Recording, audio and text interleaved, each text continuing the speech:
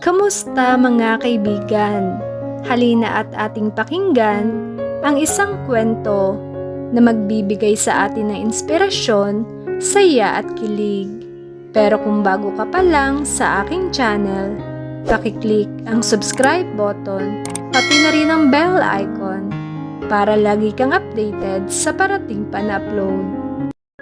Pagpasok ko sa sala ay nabungaran ko agad si Brixter na tuwid na nakaupo, hindi kalayuan kay Mona. Pansin ko ang pagtitig ni Mona sa kanya. Samantalang si Brixter ay tahimik lamang. Brixter, tawag pansin ko sa kanya at nginitian ko siya. Tumayo siya nang makita ako. Good afternoon, Ara. Magiliw niyang bati sa akin, ngunit pansin ko ang kaunting discomfort niya. Ewan ko, pero nakaramdam ako ng ilang. Ate, ang tahimik lang pala ni Kuya Brixter, no? Nakakatuwa. Tumawa pa siya habang kagat niya ang kanyang ibabang labi. I felt something strange by the way she looked at him. Pero agad ko ring pinagwalang bahala iyon. Kilala ko si Mona. Ganoon talaga ang kilos at ugali nito kahit noon pa. Hindi siya nahihiyang ipakita ang ugali niya. Upo ka, Brixter. Nakakasundo mo ba ang pinsan ko? Minsan lang talaga may pagkamakulit yan. Oo naman ate, magkasundo kaya kami ni kuya. Tumawa siya sabay hampas sa braso ni Brixter. Tipid ng ngiti lang ang sinagot ni Brixter. Hindi siya makatingin ng diretso kay Mona. Hindi na ako nag-usisa pa. May dalang cake si Brixter para sa amin. I served them the cake. Dinalan ko naman si Lola ng sandwich sa kwarto niya. Maya-maya na raw siya lalabas nang naabutan ko siyang nagbabasa ng Biblia. Nagkwentuhan pa kami ni Brixter at may panakanakang singit din si Mona. Ara, ani Brixter. Binaba ko ang hawak na baso ng tubig at nag-angat na tingin sa kanya. Bakit? Tumikhim siya. Pwede ko bang makausap ang lola mo? Napatingin din si Mona sa kanya. Kumunot naman ang noo ko. Anong meron? Na-curious ako sa kung ano ang kailangan niya sa lola ko. Gusto sana kitang yayain mag-dinner sa labas ngayon, kung papayag ka. Ipagpapaalam kita sa lola mo. Hinging permiso niya. Nakita ko ang pagtaas ng kilay ni Mona. Tiningnan niya rin ako sabay sa pagtaas ng gilid ng labi niya. Halos magpalitan kami ng tingin ni Mona. Pareho kaming nasurpresa sa pinapaalam ni Brixter, but in her eyes I saw loneliness. Hindi siya pwede, pagod siya. A low baritone voice filled our living room.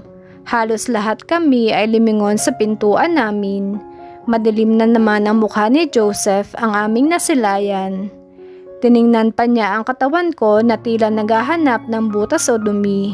Gumalaw din ang panga niya na parang nagpipigil. Oh, Kuya Joseph, kamusta? Mukhang big time na tayo ah. Mona suddenly shifted her mood. Binalik ko ang tingin ko kay Brixter. Nakatitig rin siya kay Joseph. Ilang saglit pa ay nilingon niya ako at saka lamang lumambot ang mga mata niya. I see. Hindi na kita pipilitin kung pagod ka. And you need to rest too. Maybe next weekend? He asked instead. Naramdaman ko ang madalian niyang pagkabigo. Tumikhim pa ako para makapagsalita ng maayos. Nagdadalawang isip ako at iniisip ko kung may gagawin ba ako sa susunod na linggo at kung papayag ba si Lola. Pressure consumed me. Nasa paligid pa si Joseph at Mona. Titingnan ko kung wala akong upcoming homework by that time at ipapaalam ko pa sa lola ko. Umikot ang mga mata sa amin ni Mona na parang naninimbang. Hindi ko alam kung paano, pero biglang nag-iba ang atmosphere. O dahil nandito na naman si Joseph, kaya nagbabago ang lahat every time he's around. Hindi ko matingnan si Joseph. Huling sabi niya kanina sa tawag niya ay pupunta siya. Medyo naiinis din ako dahil pinangungunahan na naman niya ang desisyon ko. Tumingin sa wristwatch niya si Brixter, saka tumingin sa akin. Ara, I have to go. You need to rest too. Naging seryoso ang mukha niya. Tumango na lamang ako sa kanya. Ayoko pang dagdagan pa ang pagkabigo niya. Ihahatid na kita sa labas. Hindi ko pa rin magawang tingnan si Joseph, pero ramdam ko ang matalim niyang tingin sa amin. Bago pa kami makadaan sa pinto ay pumasok na siya papuntang kusina. Pagkaalis ng sasakyan ni Brixter ay bumalik na ako agad sa loob. Ayoko nang pansinin pa ang mapanuring tingin ng mga tambay sa labas. Pagpasok ko ay nakita ko ang pagnguso ni Mona pa kusina. Marahil ay tinuturo ang direksyon ni Joseph. Pero naiinis ako. Wala nga akong balak na pansinin si Joseph at itong si Mona. Nanonood lang ng TV habang nagkukuyakoy sabay subo pa ng cake. Hindi ba't parang ang pangit ng ugaling ipinakita niya sa bisita ko? That was too rude. Knowing na hindi ko naman siya kaano-ano. Bumuntong hininga ako. Nahagip na mga mata ko ang pinagkainan namin ni Brixter. Kailangan kong ligpitin iyon, sininip ko ang mga platito at baso, saka pumasok sa kusina. Nakita kong nakaupo sa harap ng mesa si Joseph. Tahimik at parang kay lalim ng iniisip. Dumiretso ako sa lababo. Ang bala ko ay hugasan ng mabilisan para makapagkulong sa kwarto. There is no use of talking with him. He's taking over me. As if naman na wala akong sariling utak para makapagdesisyon. In my peripheral vision, nilingon niya ako nang dumaan ako sa gilid niya. I zip my lips. Ilang segundo pa ang lumipas na tanging kalansing lang ng mga platito at baso ang naririnig naming ingay pati ang malakas na volume ng TV. Magmerienda ka na. This time, wala na ang bakas ng inis niya kumpara kanina. Hindi ako sumagot at lumingon. Ara, kumain ka na. He said for the second time like he's begging for me to eat. Hindi ko pa rin siya pinansin. Binuksan ko ang gripo. Pinuno ko ang plangganita at nilagyan ng dishwashing paste. Baka naman nabusog ka na sa dala niya. May halo ng pangiinis sa tono niya. Naninigas na ang lalamunan ko at salubong na din ang kilay ko. Pag dinagdagan pa niya ang pangiinis niya, baka mapigtas na ang tinatago kong pasensya sa kanya. Narinig ko ang pagtayo niya at hakbang papalapit sa akin. I can even smell his manly scent. It was a combination of firm fragrance and his body. Hindi mo ko pinapansin dahil gusto mo makapag-date sa kanya? Anas niya. I stopped. Hinarap ko siya. Matalim ko siyang inundayan ng tingin. I saw his serious and pained face. Not sure dahil mas nangingibabaw ang galit ko. Nakakahiya ang ginawa mo kanina, Joseph. Para mo nang binastos yung tao. Kumibot ng kaunti ang kilay niya. I saw something in his eyes that I can't explain. Pinaghalong galit dahil sa paggalaw ng panga niya at sakit dahil sa malambot niyang tingin sa akin. Inaalagaan lang kita. Nanghihina niyang sabi sa akin. Hindi mo ako kailangang alagaan. Kaya ko ang sarili ko, hindi na ako bata. Hindi nga kita kadugo, pero palagi mo na lang akong pinapakialaman. Nakakainis ka na. Hindi ko maiwasan ang pagtaas ng boses ko. Hindi siya nakasagot at tinitigan lang ako. Sa tingin ko, we should put a label the relationship we have para magkaroon ng limitasyon. Ayan na naman ang mga mata niya. It says something, pero pag pumikit siya ay nawawala. Maya-maya pa ay nagbago ang seryoso niyang mukha. Bahagya na siyang ngumiti pero kita pa ring pilit iyon. Binili kita ng paborito mo. Tara, kumain ka muna. Gumilit siya para sana bumalik sa lamesa. like he was changing our topic to avoid me. Ngunit mataas pa rin ang temperatura ng galit ko. He can just walk away like this. Joseph, mahinang tawag ko. Lumapit siya sa mesa at nilabas ang laman ng dala niyang brown paper bag. Matagal-tagal ding hindi nakagawa ng binatog si Mang Toto, kaya kanina dinumog siya. Siyempre, pumila agad ako. Baka maubusan ka. Malulungkot ang love ko. Pilit na pilit ang boses niya.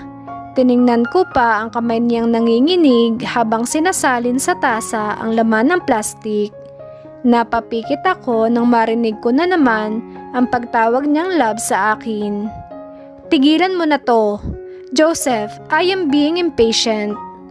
Bakit? Busog ka na? Erep mo na lang para mamaya midnight snack mo. Marami to. Share mo na rin kay Mona. Hindi niya ako nilingon. Lumapit ako sa tabi niya at hinawakan ang kamay niya. Tama na Joseph, please. Hindi mo naman kailangan gawin yan. Natigilan siya. Pero gusto ko. Hindi dapat. At please, wag mo na akong tawagin love. Tigilan mo na ako. Pero love.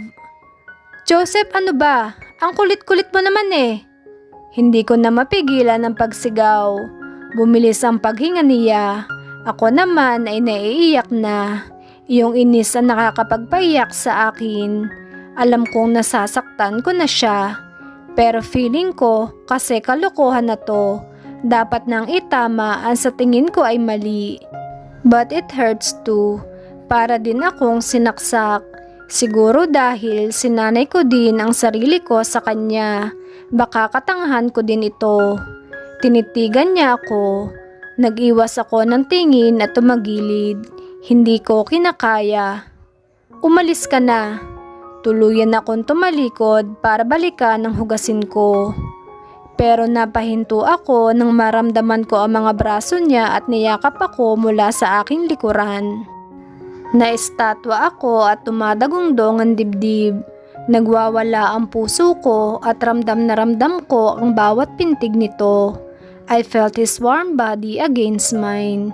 Bigla kong naalala ang huling intimate na pagdikit ng aming katawan sa isa't isa sa bahay niya. Lahat ng naramdaman ko ng gabing iyon ay biglang rumagasa sa utak ko. Nagbalik lahat.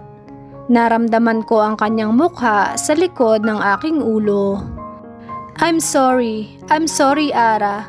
I'm sorry love. I'm really sorry. Please, patawarin mo ko. Nang hina ako, tinakasan ako ng lakas nang marinig ko iyon. Hindi ko inaasahan na aabot kami sa ganito. Naglahong parang bula ang galit ko na parang hindi ko ito naramdaman kanina. Everything that I tried to build, it fell off. Ang bilis din ng tibok ng puso niya at ramdam ko sa yakap niya ang panginginig ng mga kamay niya. Hindi ko na uulitin yung ginawa ko. Hindi ko na papakialaman ang ginagawa mo at sasabihin mo. Papakinggan ko lahat ng sasabihin mo. Susundin ko lahat ng inuutos mo, Ara. Patawarin mo lang ako. Patawarin mo ko, please. Hindi ko kayang wala ka. Hindi ko kaya. Milyong boltahe ang gumapang sa akin sa bawat katagang binitawan niya. Gusto ko nang sisihin ang sarili ko dahil siguro ay sumobra ako. But his touch, his warm body, his breath, it sent shiver through my spine. But I can let him go away from me. Para gusto ko na lang ganito kami hanggang mamaya o bukas. Sinubukan ko siyang lingunin. Pakiramdam ko may nagbara sa lalamunan ko, hindi ko siya matawag. I felt his lips kiss my hair. Dumagundong lalo ang dibdib ko. Nakagat ko ang aking labi. I suddenly want to face him and apologize pero hindi ko magawa. Maghihintay ako. Kaya kong maghintay sa'yo. Pero hindi ko kaya ang tigilan ka. Mababaliw ako. He kissed my hair again. Hinarap niya ako. Tumigil ang mundo ko nang makita kong mapula ang kanyang mata at ilong. Parang may isang kamay at hinaplos ang puso ko. Nangilid ang luha ko. Ano ba ang ginawa ko? Kinuha niya ang mga kamay ko at dinala sa kanyang labi. He kissed my knuckles. Sa una ay magaan lang hanggang sa dumiin ang labi niya rito. I bit my lower lip. How can a man like him touch me like this? Liligawan kita. Makikipagsabayan ako sa kanya. Papatunayan ko ang sarili ko sa iyo. I love you and I mean it. Mahal kita. Mahal na mahal kita, Ara. Buong tapang niyang sabi. Ang bilis ng tibok ng puso ko at sinabayan ng kiliti sa aking tiyan. Ako ang mababaliw sa halo-halong nararamdaman ko ngayon. Tinitigan niya ako. Lumapit pa siya sa akin at hinalikan ako sa noo. He caressed my cheek. Hindi na siya nagsalita pa at lumabas na ng kusina. Tulala akong naiwan. I felt ashamed all of a sudden. My anger backstabbed me. May mali ba akong nagawa? Buong magdamag akong dilat at sumasakit na ang ulo ko sa puyat. Paulit-ulit na nagre-replay sa utak ko ang sinabi at itsura ni Joseph. Liligawan kita. Bigla na lang akong napapikit at parang gusto kong magwala. Naiinis ako na nahihiya. Para kasing mali. Pero tapos na. Nangyari na. Ngayon pa ba ako magsisisi? Kahit masakit ang ulo ko ay pinilit ko pa ring bumangon. Para kasing may bago. I tried to act normal kahit na nangangalumata ako. Nagluto ako, naghain pagkatapos at naglinis ng kaunti. Na-excite ako nang di ko malaman. Nababaliw na ako sa nararamdaman ko o baka bangag lang ako sa puyat. Sabay-sabay kami nagsimba ni na Lola, Mona at Ryan. Pagkatapos ay dumaan kami sa bayan. Gusto kasi nilang mamasyal at mamili. Hindi naman ako mapakali kakatingin sa cellphone ko. Every time na may message ako, agad-agad kong binabasa. Pero nanlulumo ako pag mga GM o chain messages lang ng mga classmates ko. Ate Ara, bagay ba sa akin to? Nagangat ako ng tingin nang tawagin ako ni Mona. May hawak siyang red tube dress na sa tingin ko ay makikita na ang kaluluwa niya. Ngumuso ako. Kung ako ang nagtanong niyan kay Joseph, malamang salubong na naman ang kilay nun. Mabilis akong umiling. Bumilis ang tibok ng puso ko. Ate, okay ka lang ba? Curious na tanong ni Mona. Oo naman. Saka, di ba parang masyadong maikli ang damit na yan? Makikitaan ka na dyan. Sus, uso kaya to ngayon. Marami nang nagsusuot ng mga ganito sa bar. Kaya lang, low class tong tela. Sa mall na lang ako bibili. Binalik niya sa tindera yung damit at nakasimangot na. Marahil ay narinig ang sinabi ni Mona. Nginitian ko na lang siya, panghingi ng pasensya. Naglakad kami palabas ng pamilihan. Bumili na rin kami ng kaunting groceries sa bahay, yung kasya sa budget. Pagka-uwi namin sa bahay ay agad ako nagpalit ng pambahay na short at red t-shirt. Inasikaso ko ang pagsisinop ng mga pinamili namin. Gusto raw ni Lola ng sopas kaya nagluto ako. Naghahanda na rin pauwi si Mona. Habang nagluluto ay binibisita ko ang cellphone ko. Wala naman akong inaasahan na magte-text pero tingin ako ng tingin dito. Tinapos ko ang pagluluto at pinagdiskitahan ko naman ang bahay. Naglampaso ako, nagre-arrange ng ilang gamit at nagpalit ng kortina. Para na akong timang dahil parang naging mabusisi ako sa bawat detalye ng bahay. I chose the pink curtains. Maganda sa mata, sweet and romance. I bit my lower lip. Ngunit kalaunay, iniling ko rin ang aking ulo para malusaw ang kakaibang naiisip. Habang kinakabit ay tinawagan ako ni Mona. Hindi ko pa siya nililingon at nakatuon pa rin ako sa ginagawa ko. Pwede ko bang makuha ang number ni Kuya Brickster? Napalingon ako at binaba ang tingin sa kanya. Oh, bakit? Takang tanong ko bago bumaba sa bangko. Ngumuso siya habang winawagaywa yung cellphone niya. Kasi ate, may research kami so need namin ng further details about sa business. Diba, nagwo-work na yon? Gusto sana namin siyang interviewin ng mga kagrupo ko. Sige na ate Ara, para di na kami mahirapan. Paglalambing pa niya. Wala naman ako nakitang mali kung ibibigay ko sa kanya ang numero ni Brickster. Patungkol naman sa school iyon, kaya kinuha ko ang cellphone ko at binigay ang cellphone number ni Brickster. Ate, may aasahan ka bang bisita? Wala naman, bakit? Kasi kanina ko pa napapansin na panay ang linis mo ng bahay. Not unless kung may inaasahan tayong bisita. Sabay ngiti niya at pinasadahan ng tingin ang bagong palit na kortina. Nginitian ko na lamang siya bilang sagot. Bakit nga ba? Hinatid ko sa sakayan ng jeep si Mona. Dahil linggo siguro kaya walang tao sa site kundi 2 gwardiya lamang.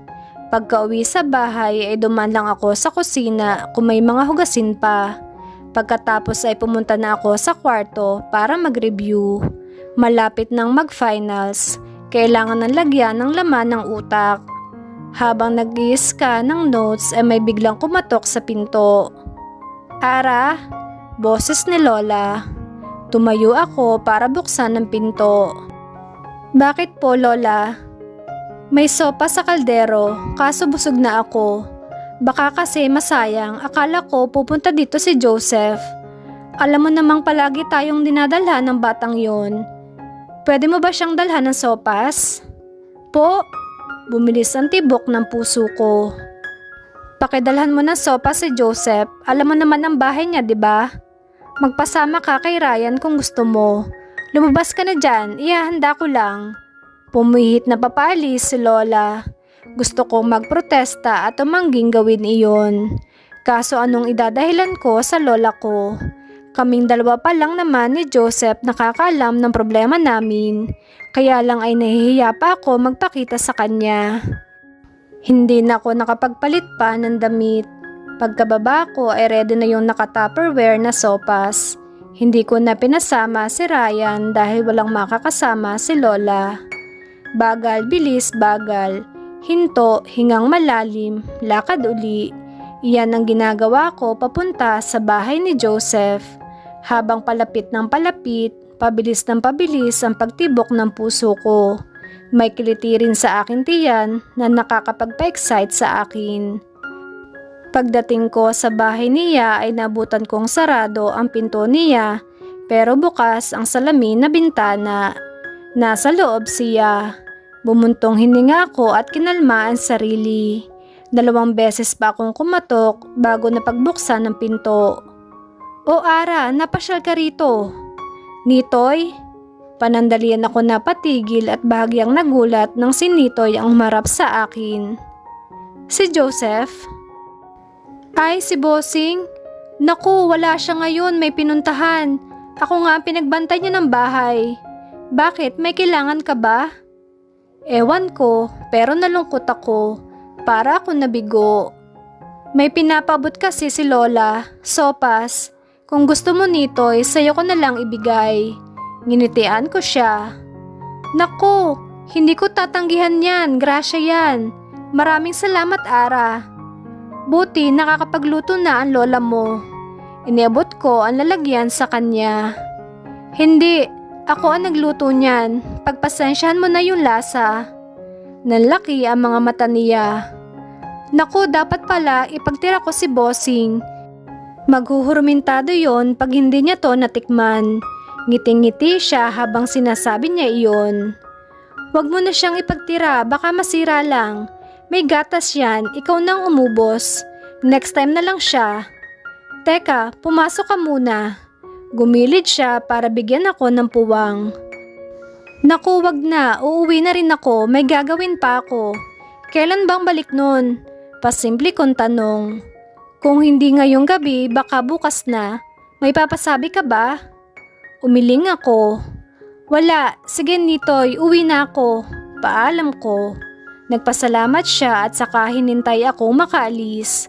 Habang naglalakad pauwi ay hindi ko maiwasang makaramdam ng lungkot. Why do I feel like this? Kanina, hindi ako makalis dahil ayoko pang magkaharap kami. Tapos ngayong wala siya sa bahay niya, nalungkot naman ako. Umabot ng halos 1 linggo na wala na namang nagpakita na Joseph sa akin. Mag-1 linggo na rin akong puyat. Hindi ako makatulog tuwing naiisip ko siya. Kahit ilibang ko ang sarili ko sa ibang bagay, parang multong biglang pumapasok siya sa utak ko.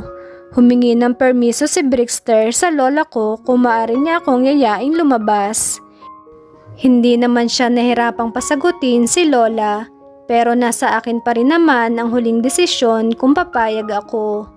Noong una ay nag-aalinlangan ako dahil wala akong gana. Pero si Brixter, persistent siya at may tiyaga at hindi rin naman kami natuloy noong 1 linggo. Pero kalaunan ay nagbigay pa rin si lola ng oras ng pag-uwi namin.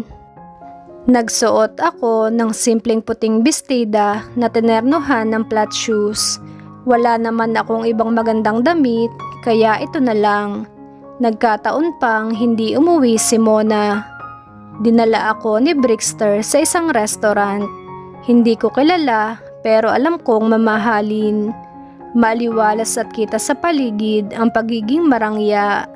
Medyo na-conscious pa ako sa suot at ayos ko dahil kita sa mga kumakain ang pagiging class sa kanila. Tahimik lang akong kumain pero tuwing nagsasalita si Brixter ay tumatango na lamang ako o tipid na magsasalita. I appreciate his effort, I do. Pero talagang wala lang ako sa tamang wisyo.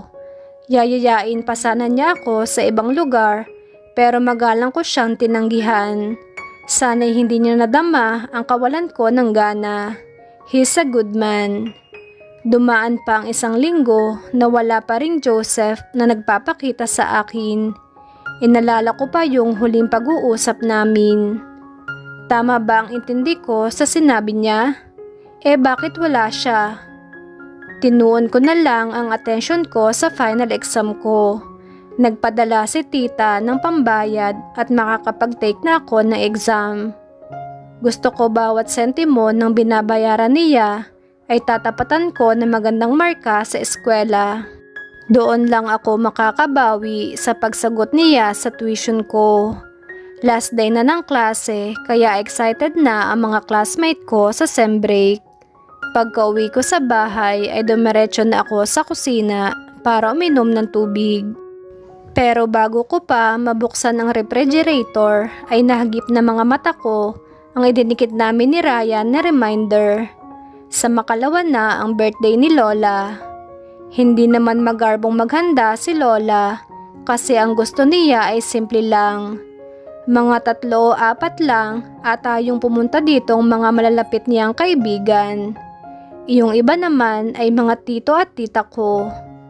Kumuha ako ng baso, nagsalin ng tubig at saka pinuntahan si Lola sa sala na nanonood ng TV. La, ano pong gusto niyong handa sa birthday niyo? Ipagluluto ko po kayo. Masaya kong tanong sa kanya. Naku, wag nang masyadong marami. Wala naman akong inimbita. Yung mga tita mo, mga nagsibakasyon. Sagot na lang daw nila ang handa. Sabi ko ay wag na. At itabi na lang ang perang yon. Di kahit kaunti lang, pansit luglugla. Diba paborito niyo yon sa kalumpiang sariwa? Tinaas baba ko pa yung mga kilay ko kay Lola. Tiningnan niya ako at tumawa. Etong batang ito, alam na alam ang gusto ko. O sige, magluto ka. Nagpaalam din kasi si Mona na magdadala rito ng mga kaibigan niya. Saka, gumawa ka rin ng liempo kahit kaunti.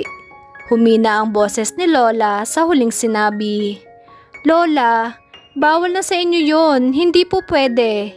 Kamote na lang. Bahagya siyang tumawa. Hindi nakalusot ang putok-batok.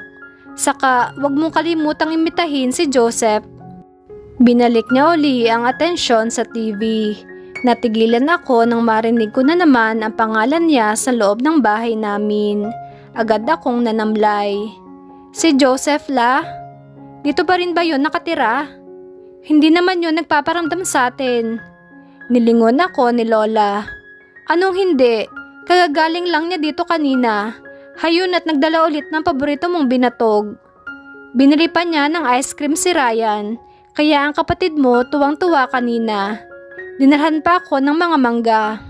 Nanlaki ang mga mata ko at bumilis ang pintig ng puso ko. Naramdaman ko na naman ang excitement sa kaibuturan ng katawan ko. Bumalik na siya. Iniwan ko si Lola sa sala at nagmamadaling pumunta sa kusina. Meron palang nakatakip na plato sa mesa. Akala ko tirang ulam lang, kaya hindi ko pinansin kanina. Agad ko yung tiningnan at napangiti. Nang makita ko ang laman ay tila bigla akong nanabik sa binatog at dumoble pa ang sarap noon. Agad akong kumuha ng kutsara at sinugod ang bigay ni Joseph. Ara, e-text mo na agad si Joseph na pumunta dito sa Makalawa. Magtatampo ka mo ako sa kanya pag hindi siya pumunta. Narinig kong sigaw ni Lola. Ngumiti ako. Opo, La. Ngayong umamin na si Joseph kay Ara ng tunay na nararamdaman niya, umamin na rin kaya siya na unti-unti na rin siyang nahuhulog sa binata? Sabay-sabay nating alamin sa susunod na kabanata ng ating kwento. Maraming salamat!